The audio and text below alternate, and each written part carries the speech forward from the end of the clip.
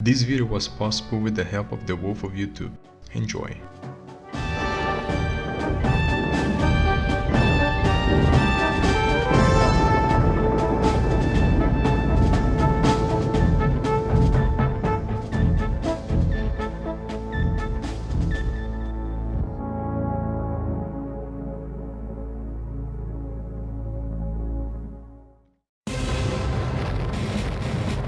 The United States lost thousands of aircraft in combat during the Vietnam War.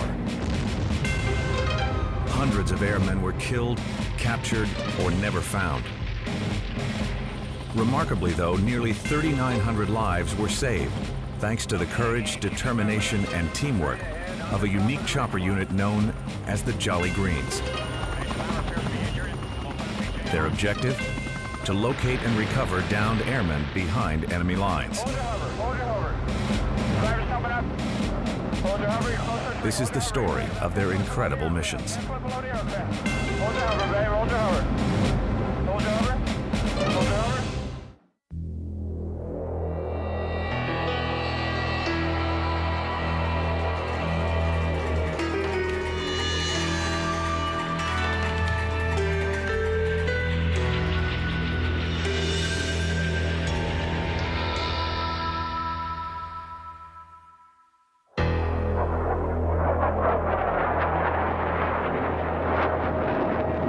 Few things could be more terrifying for a strike pilot than being shot down over enemy territory,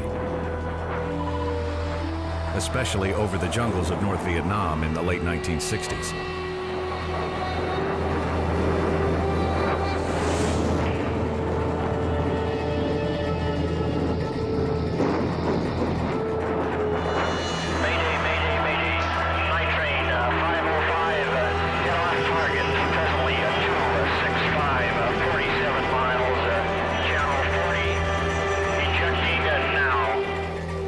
The ejection itself is violent, but instantaneous.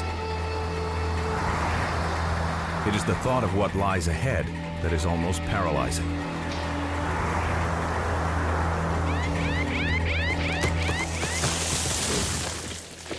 Nothing ever prepares you for something like this.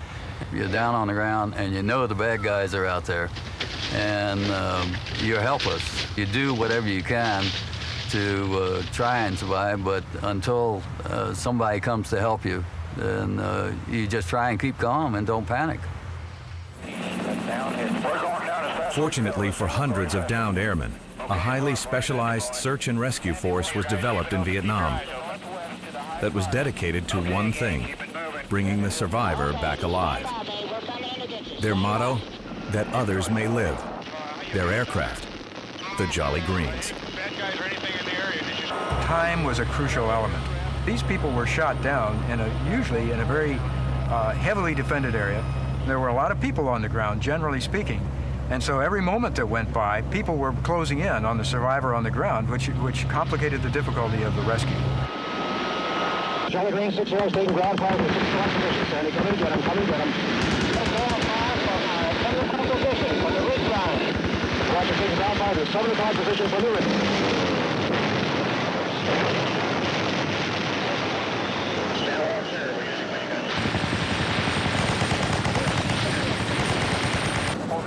Essentially, what we were trying to do was prove that we could survive 0 knots in an environment where the individual we were trying to rescue had been unable to survive at 350 to 500 knots. 10 foot below the aircraft, 10 foot below the aircraft. Hold your hover, babe, hold your hover. You think about what you need to do and what you're going to do if things don't happen the way you expect them to happen. And then you just go do it.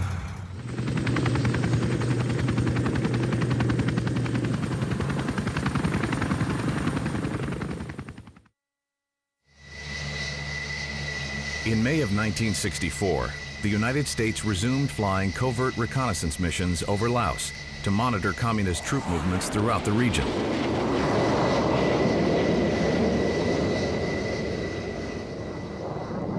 The missions were launched from carriers off the coast of North Vietnam and by Air Force jets stationed in the south.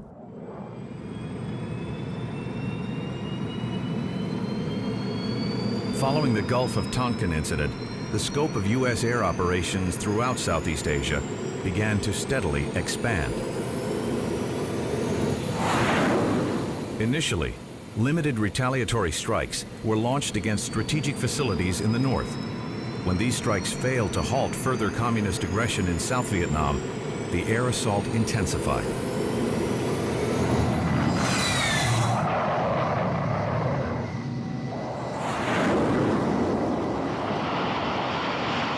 In March of '65, the U.S. initiated Rolling Thunder, a massive bombing campaign intended to send a clear message to Hanoi that further communist aggression would not be tolerated. Under the campaign, U.S. airmen drove progressively deeper into North Vietnam and Laos. As the number of missions increased, concern mounted over the fate of Americans downed in hostile territory. Downings are an inevitable part of any large-scale air combat operation, but with enemy defenses improving and no effective means for recovering airmen, the price was becoming too great.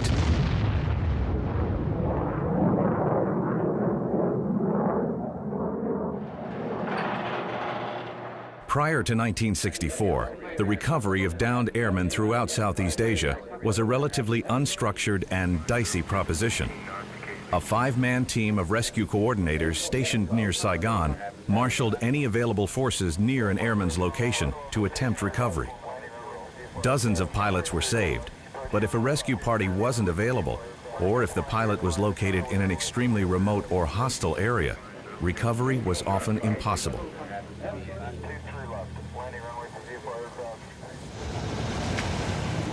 This all began to change dramatically in June of '64. When the U.S. deployed its first pair of Kaman H-43 Huskies to Nakhon Phanom Royal Thai Air Base. Strategically located on the southern border of Laos, the mission of Husky crews was to extract airmen downed in Laos before they could be captured or killed, thus averting international controversy over the covert nature of their missions. However, the Huskies, also known by their call sign Pedro, were not well equipped for the hazardous long-range rescue role. Their primary use was in local base rescue. Equipped with twin counter-rotating blades, this unusual helicopter was highly effective at suppressing crash site fires and in picking up airmen who bailed out close to base.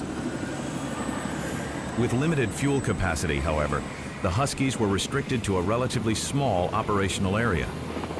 As a result, aircraft damaged over northern Laos often had to be flown at least 50 miles south toward Nakhon Phanom. If the airman couldn't make it, he had to rely on covert forces operating in the area. Beyond that, his fate grew bleak.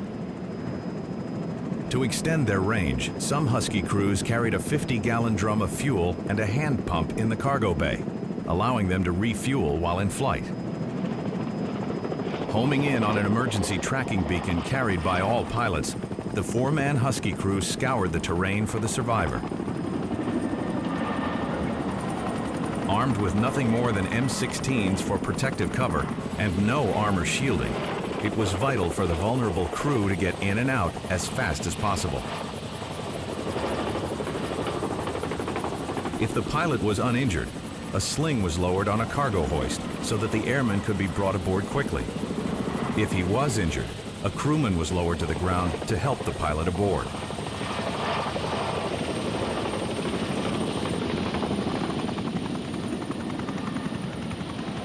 By late 1964, the U.S. was publicly committed to the war effort. 13 Husky units were operating from 6 bases in Vietnam and Thailand.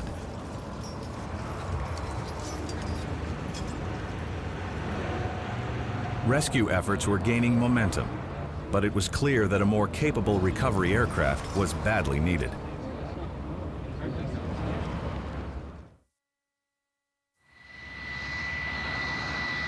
Between 1965 and '67, the U.S. air war in Southeast Asia escalated rapidly on multiple fronts.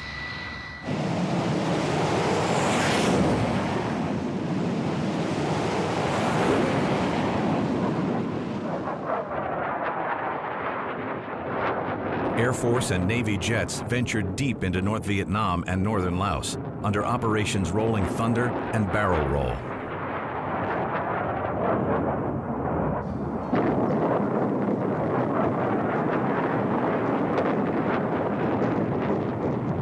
In southern Laos, a wide variety of aircraft were involved in a massive interdiction campaign to sever the Ho Chi Minh Trail, the North Vietnamese supply line that fueled the communist campaign in South Vietnam.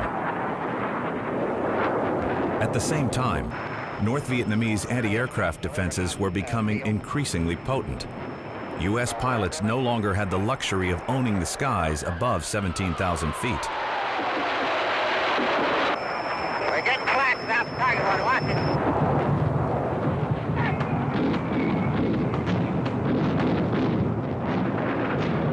Bolstered by larger caliber anti-aircraft guns arriving from China, areas in and around Hanoi and the port of Haiphong became some of the most heavily defended positions in history.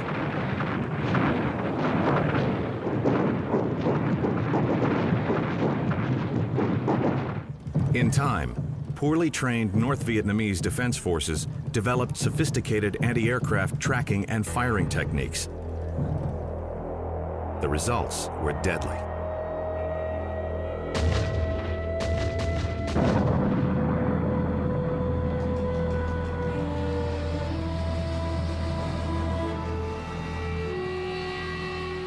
From 1962 through June of '65, 71 aircraft were lost to enemy fire. In 7 months alone, from July of '65 to January of '66, the number increased by more than 100. Even the most sophisticated and expensive strike aircraft in the world could not withstand the fierce anti-aircraft barrages over North Vietnam.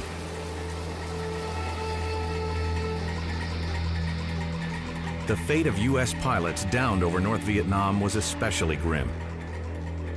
If they weren't killed on ejection or by a rogue gunner as they parachuted to the ground, they were likely to face years of confinement, mental abuse, and torture.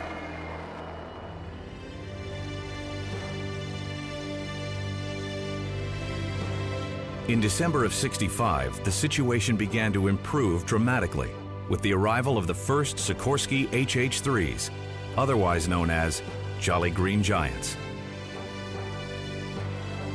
Equipped with a powerful winch, 1,000 pounds of titanium armor, a large internal fuel tank, and 2 external drop tanks, these modified transport helicopters were ideally suited for the hazardous long-range rescue role.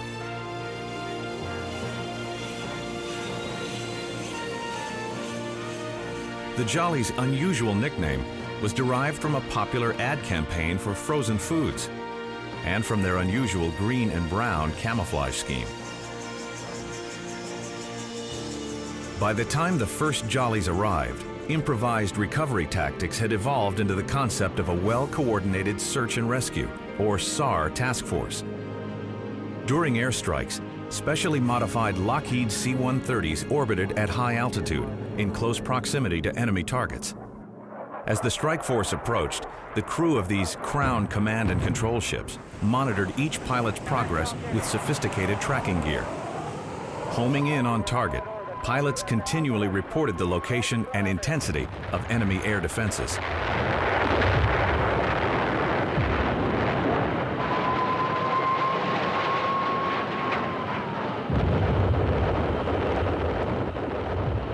Coming off a target at low altitude was the most dangerous point of a strike mission. As the pilot struggled to climb out, he jinked back and forth in violent, evasive maneuvers in a desperate attempt to avoid the lethal barrage from below. Monitoring radio traffic, the crew of the command and control ship anxiously awaited the call that they hoped would never come. When a pilot was going down, it was often his wingman who notified the world.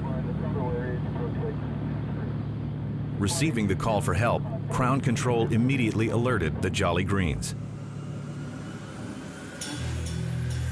Scrambling from Udorn Royal Thai Air Force Base in northern Thailand, a pair of Jollies rushed to get airborne. At the same time, 4 Douglas A-1 Sky Raiders, known in the SAR task force as Sandys, also scrambled from Udorn. The Sandys were responsible for escorting the vulnerable Jollies to the survivor and for suppressing enemy fire once on scene.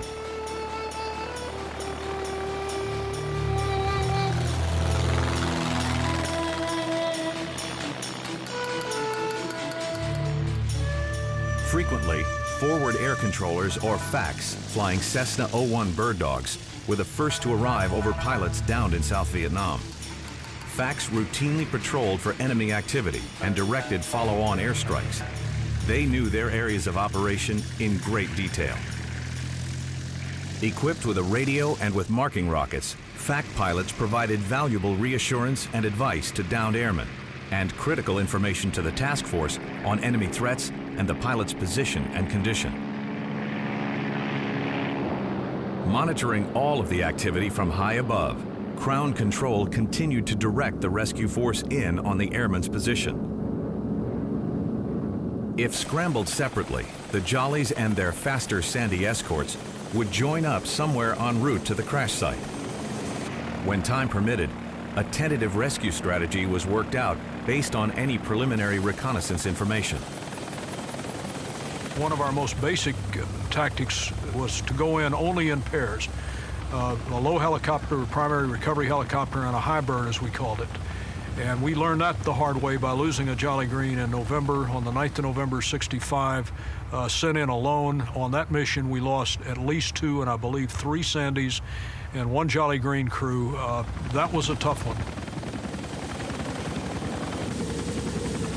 As the rescue force approached, Crown Control briefed them one last time on conditions in the area. Once over the airman's position, the Crown Commander designated the lead Sandy pilot, or Sandy 1, on-scene commander. Breaking off from the Jollies and Sandys 3 and 4, Sandys 1 and 2 dove in on the approximate location of the downed pilot. The rugged, hard-hitting A1 was ideally suited for the Sandy role. It had a 7,000-pound bomb load, 4 20-millimeter cannons, heavy armor plating, and excellent loiter capability. Coming in low, the pilots began to troll for enemy fire.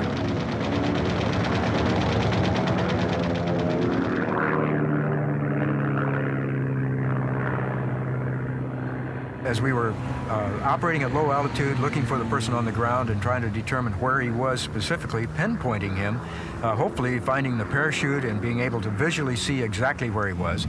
We also, of course, were exposing ourselves in this process and trying to determine what the ground fire looked like. If there was tracer fire or if there was flak that was breaking, it was easy to tell. If it was small arms fire, it could be very intense. But if it wasn't, if there weren't tracers in the air, of course we couldn't see it unless we could see muzzle flashes, which were very hard to see. The survivor on the ground oftentimes helped in that because he could hear and he could direct from the direction from where he was, where the ground fire was coming from. In repeated passes, the low Sandys fired on potential enemy positions until they were confident that the vulnerable Jolly crew could survive in the area. Ultimately, the Sandy on-scene commander would have to make the difficult decision to call off the rescue if the threat remained too great.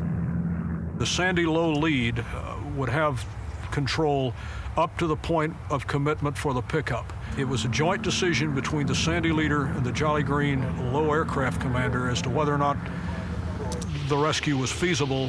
We would defer to the Sandys because they were in on top of the survivor. Typically, we'd be standing back a ways. The Sandy low lead would make the decision to commit. He'd run that by the Jolly Green aircraft commander.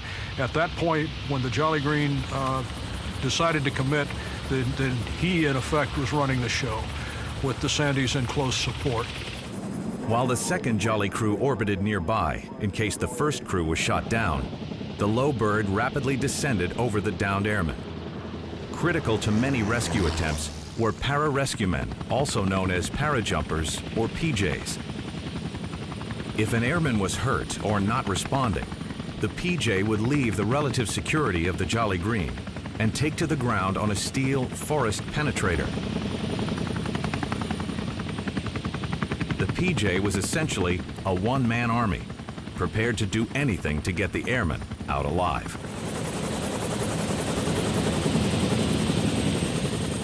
Once on the penetrator, the flight engineer quickly hoisted the PJ and survivor to safety.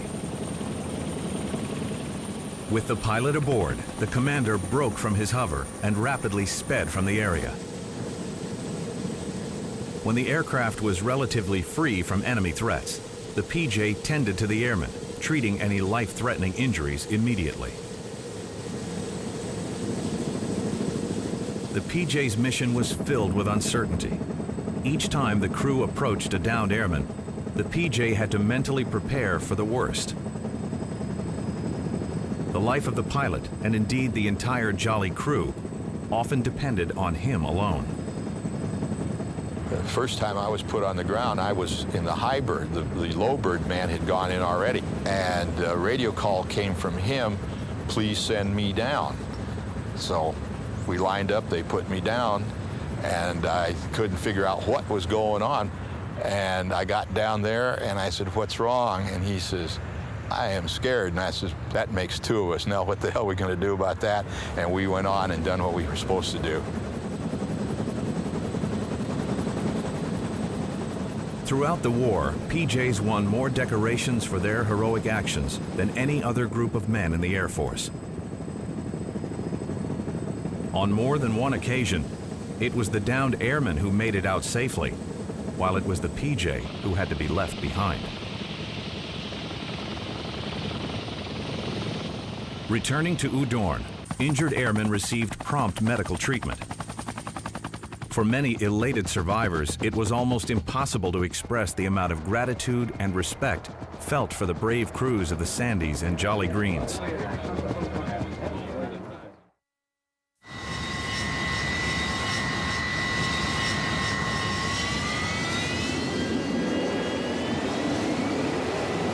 On February 19, 1966, Captain Bob Green witnessed firsthand the incredible courage and determination of the SAR task force.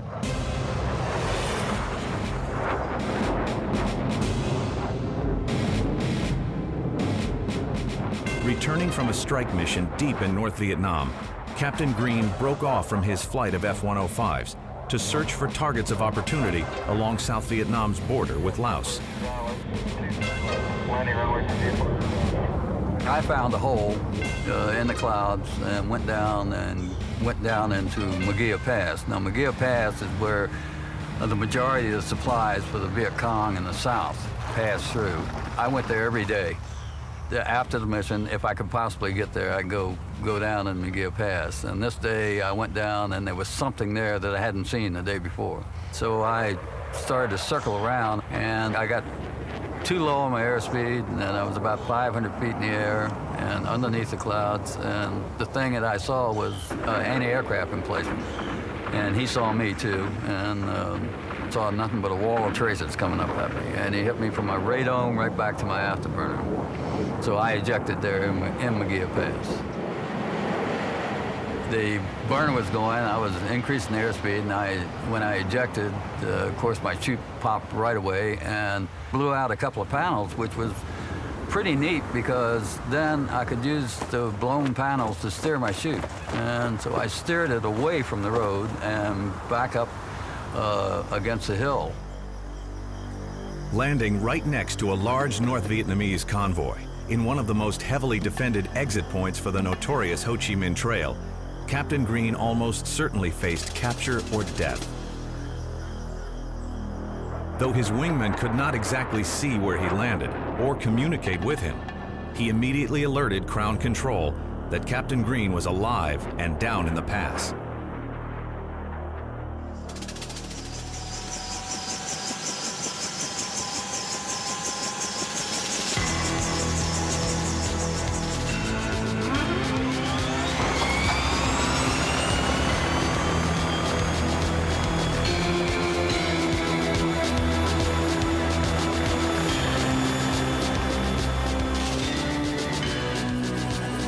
Within minutes, a pair of Jolly Greens and a pair of Sandys lifted off from Nakhon Phanom and headed for the pass.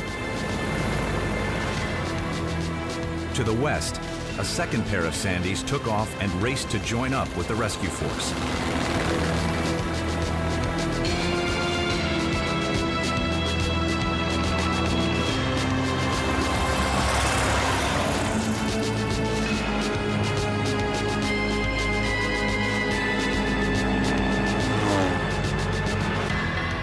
Crossing the Mekong River, the rescue team entered a deck of clouds that steadily climbed with the rising terrain. By the time they reached the pass, the crews were just above the clouds at more than 12,000 feet. The lead Sandy pilot, Lieutenant Colonel Elmer Nelson, knew the area well. Just 4 days earlier, his flight commander was killed inside the pass. I knew the tops of the ridge lines were around 3,500 feet in that area. And as we started getting down towards 3,500 feet, we got a little bit ginger in terms of whether we were going to break out over the valley or whether we were going to run into some rocks that were on the edges of the ridges. And fortunately, we had a little crack in the clouds, and I saw we were over a valley, and I basically just told the wingman to hang on, and we rolled up and rolled it over into more than 90 degrees of bank and sliced down through and broke out underneath immediately in the area that Bob happened to be. I happened to be in an orbit that just swinging back to the east as they broke out of the clouds, and 3 and 4 broke out right on the other side of the helicopter. It couldn't have worked out better. We didn't delay. We simply pressed and went straight to Bob's position, and we began to suppress the ground fire that was coming up in the immediate area.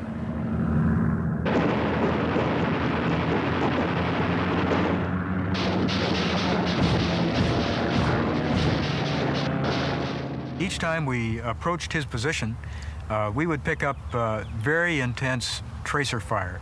And at times, the tracer fire was so intense that I couldn't believe the fact that the airplane wasn't being sieved. It was very, very intense.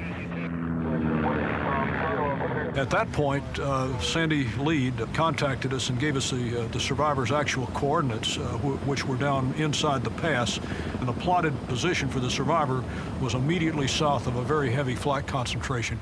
Marked it on my map, I looked at it, and I said to myself, maybe a 1 out of 3 chance of coming out of this one alive.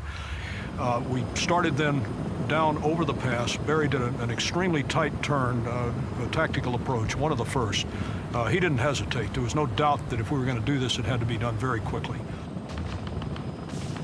As we slowed down, you could begin to feel the aircraft shake and shudder from the hit of small arms. I wasn't terribly worried about them. My main concern was the 37 millimeter to the south. We were faced west. We were in a hover. I was looking out to the south, thinking that when the 37s opened up, perhaps I could vector Elmer in on one of these things and take it out before they finished us off. I saw a red flash, and I thought, yep, that's it. Followed by a whole series of additional flashes and a bunch of dirt and garbage thrown up, and a Sandy, an A-1, flew into my peripheral vision, and that was a very welcome sight.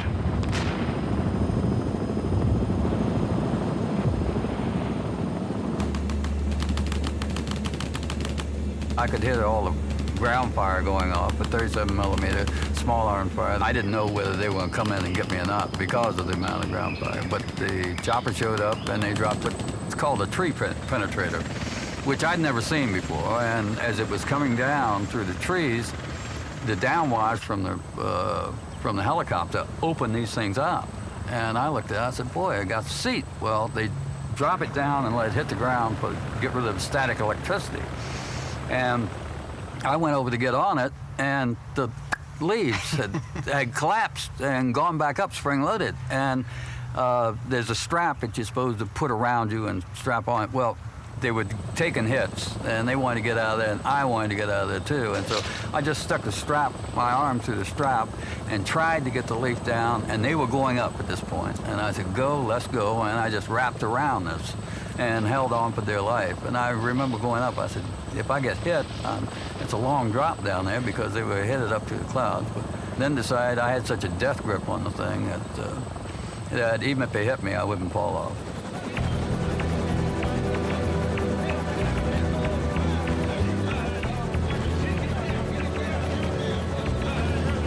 And then they pulled me up in the helicopter, and the paramedic got me inside and gave me a drink of bourbon, which I didn't particularly care for because I hate bourbon. But I thought I was extremely fortunate to get out of there. I went back, and the next morning I got new helmet and new equipment, and I flew the next afternoon, as a matter of fact. Went right back to McGear Pass.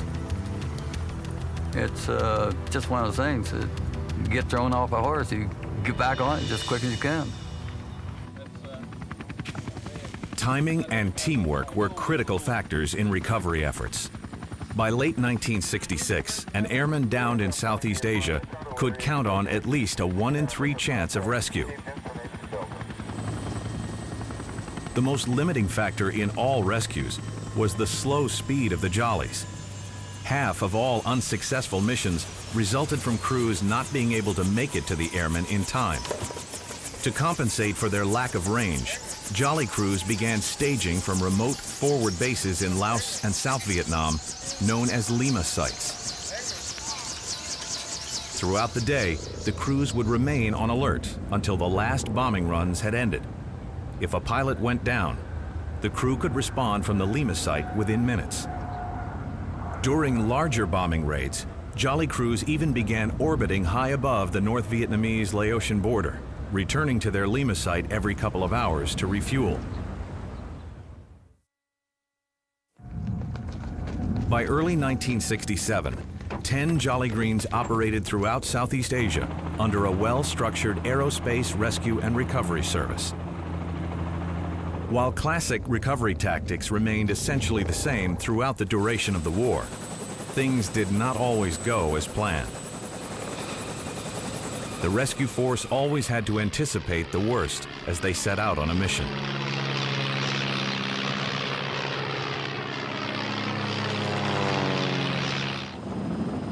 On one occasion, an F-105 pilot was downed while flying cover for a rescue mission already in progress. Arriving on scene, the Jolly crews learned that they now had 2 airmen down. Scanning the terrain below, the crew located a parachute in the trees and soon spotted the first survivor nearby. Within minutes, the wounded airman was being hoisted to safety. Orbiting nearby, the crew of the High Bird anxiously awaited the outcome of the first rescue attempt. Monitoring the progress of the pickup by radio, the crew prepared to go in for the second downed airman as soon as the Low Bird had the first man aboard and was out of danger. As the pilot was pulled into the low Jolly, the High Bird broke from its orbit and headed toward the other survivor. The second airman had not been able to contact anyone since he went down. His survival radio could have been broken. He could have been unconscious, or even worse, enemy forces could have captured him and might have been using him to lure the vulnerable Jolly into a deadly flak trap. If it was a trap, the entire crew could perish. If it wasn't, a desperate pilot may be left behind. Lieutenant Colonel John Gilmartin, the aircraft commander, decided to attempt a pickup. We were coming into the area, we heard the radio traffic, we found a chute harness. The Sandys led us to the chute, hanging in the tree, an empty harness. At that point, our only cover helicopter was headed south with a wounded survivor on board. We had no backup. We had about 20 minutes worth of fuel. I put my PJ on the ground. The jungle was so thick. We knew that the survivor was nearby. If he could have helped himself in any way, pop a smoke flare, talk to us on the radio, we'd have got him. That was a very painful situation. We did all we could. We went back home. We debriefed that night. Came back up the next morning. The Sandys preceded us, and there was no sign of life. And particularly sad because he had been instrumental in rescuing the first individual.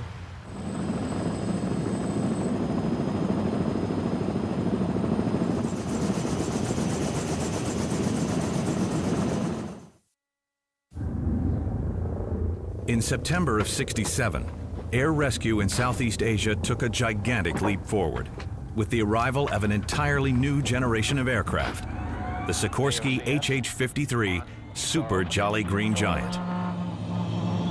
Open. Number 2 engine. Starting 2.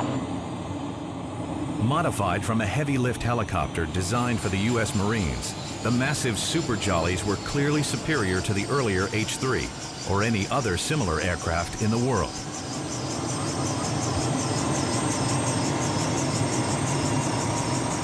Weighing in at 20 tons, the 53s were nearly twice as large as the original Jollies.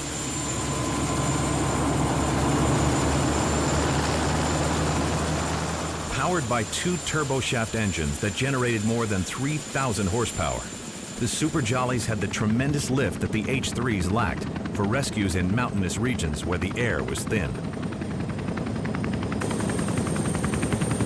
They also had the speed and range needed for rescues deep in northern Laos and North Vietnam. As additional HH-53s arrived throughout the late 60s, the SAR task force reached the apex of its capability.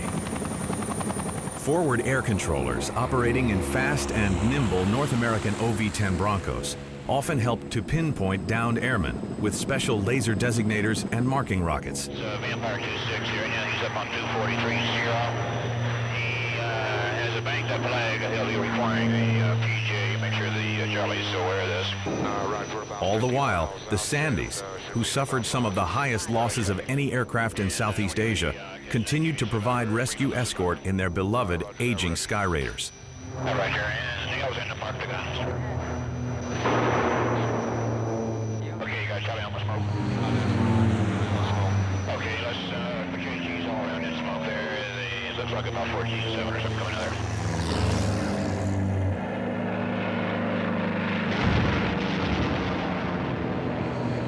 Despite the addition of sophisticated Super Jollies to the mix of rescue aircraft, overall tactics for aircrew recoveries remained relatively unchanged from the early days of the war. Changes that did occurred within those tactics, in aircraft performance, and among the men who were still committed to the same fundamental goal, to bring the pilot back alive. The 53s advanced their operations tremendously. It was so different because you had a highly sophisticated gun system. You could walk around in the aircraft. You could carry a lot of equipment that you thought you might need. It had the speed, duration.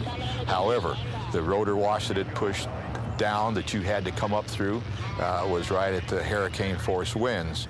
But it sure gave you a good feeling to have that big aircraft just come in there, drop it, pick you up. You knew that you were going out and getting out of there. The 53's powerful lift allowed more titanium armor to be placed around critical engine components.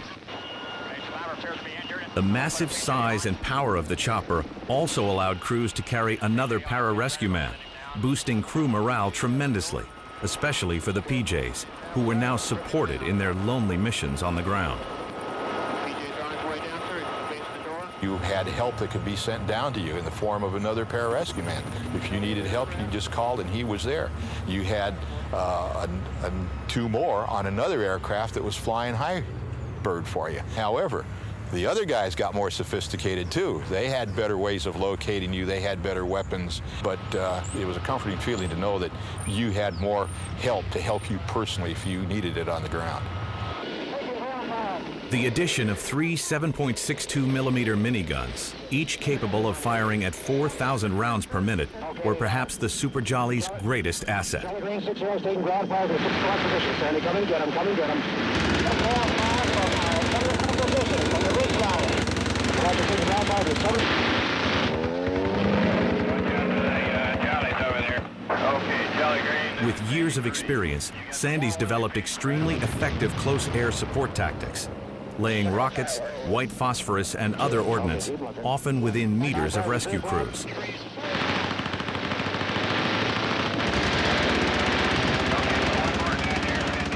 Even with additional firepower, protective armor, and crew, time spent in a hover, especially once a man was hanging from the hoist line, was filled with tension. If enemy troops had not brought the chopper down already, now was the time to do it. Hold your hover. Hold your hover. Taking out the slack. Hold your hover. Hold your hover. Hold your hover. Slack's out. Survivor's coming up. Hold your hover, babe. Hold your hover. Looking good. Hold your hover. Hold your hover. Survivor's coming up. It's about 10 foot off the ground. Hold your hover. Hold your hover. Hold your hover. Survivor's coming up. Hold your hover. You're close to the tree. Hold your hover. It's right about 10 foot below the aircraft. 10 foot below the aircraft. Hold your hover, babe. Hold your hover. Hold your hover. Hold your hover. Hold your hover. Hold your hover. Survivor's at the door. Survivor's coming in the door. Survivor's in and secure. Let's get the hell out of here. Okay, talk to me. We're coming out. Go on, coming out. Sandy's coming out. Okay, ready hand. Ready hand. Down that valley. At higher altitudes and in the warm, moist jungle climate, it was vital for the aircraft commander to gain enough forward speed for the massive chopper to rapidly climb to safety. Airspeed to climb, we're coming up. Bring it up. Charlie, how do you read Sandy 1, Victor? I read you loud clear. Roger, 89 is VFR. When you need a refueling to go back to 89, over. Roger that. With 2 PJs and plenty of room to work, crews could provide wounded survivors with even more thorough medical treatment during long flights back to base.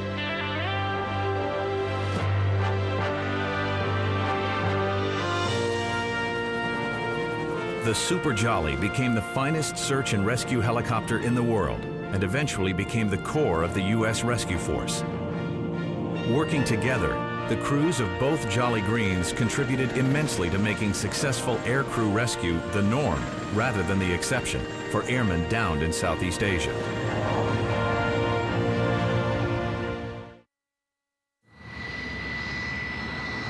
While the size of the rescue force and improved equipment were important factors in the growing success of air rescue in Southeast Asia, the fundamental strength of the entire concept came down to the crewmen alone.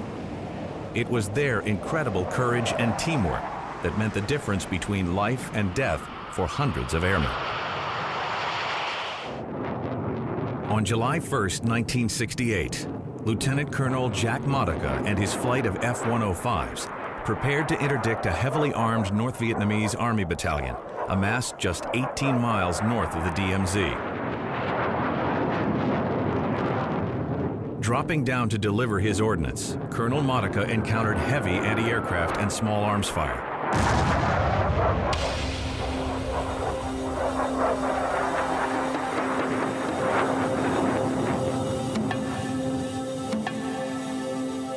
As he struggled to get back to altitude and away from the intense barrage, his aircraft immediately began to fail.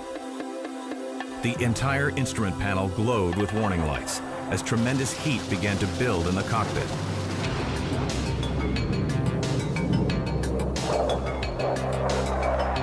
Within seconds, he was forced to eject.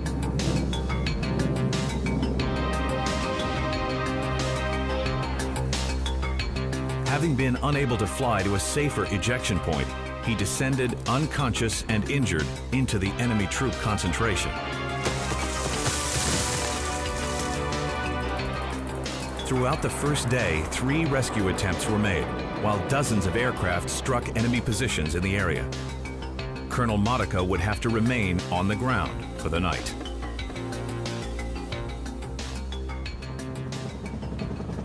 The following morning, a pair of HH-3s attempted a first light rescue, but it too was aborted almost from the start, with news that the enemy threat was still too high. The crews headed to a forward operating base where they remained on alert, waiting for another opportunity. By midday, with Colonel Modica's chances for survival rapidly diminishing, the Jolly Greens elected to go in for the rescue.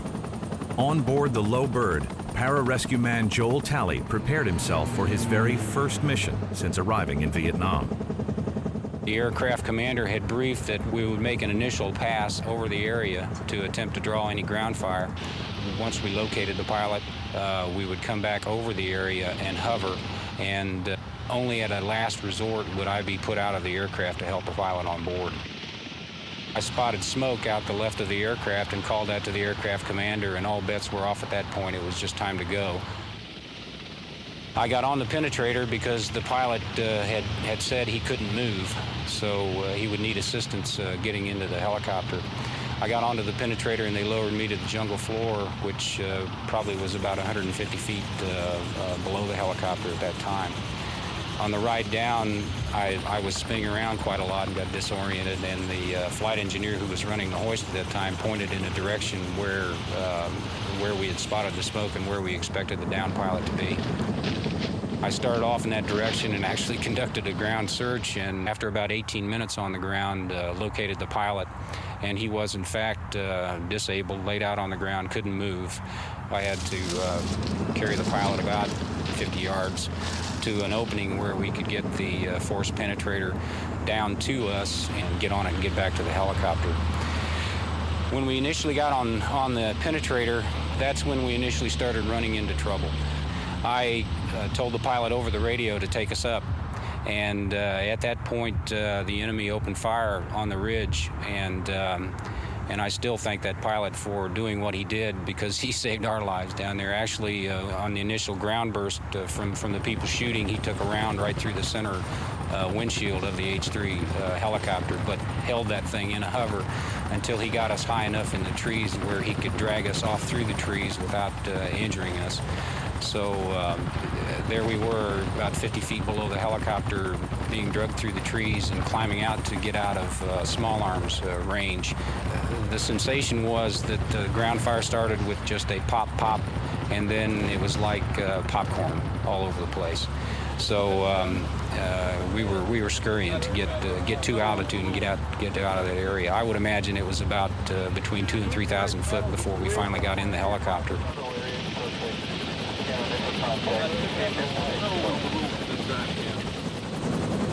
At that time, I just reverted back to my initial training. It was time to clean up the helicopter, get the limbs out, and get it ready for flight back. And it was at that time that the flight engineer tapped me on the shoulder and pointed to the back of the helicopter.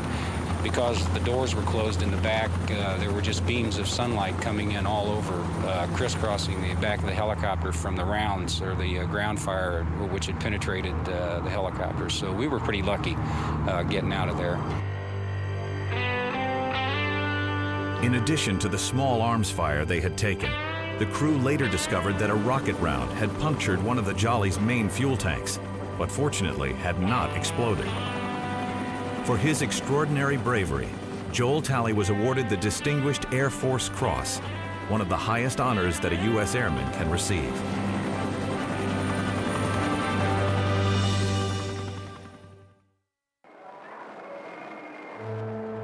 On February 12, 1973, the first of nearly 600 American prisoners of war were turned over to U.S. officials at an airport near Hanoi.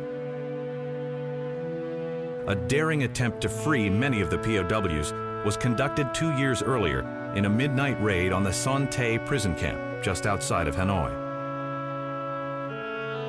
1 Jolly Green and 5 Super Jollies swarmed into the compound in a virtually flawless rescue attempt.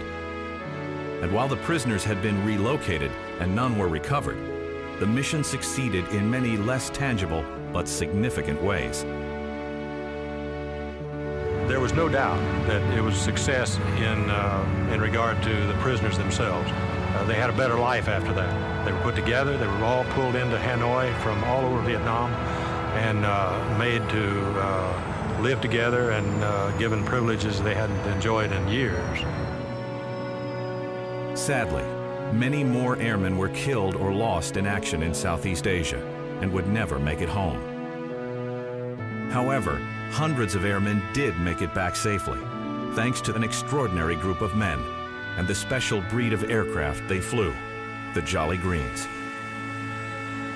While it is the role of a country's military to produce men who are proficient at taking human lives if necessary, it is rare to find a military that produces a force of men equally proficient and well-equipped to save them.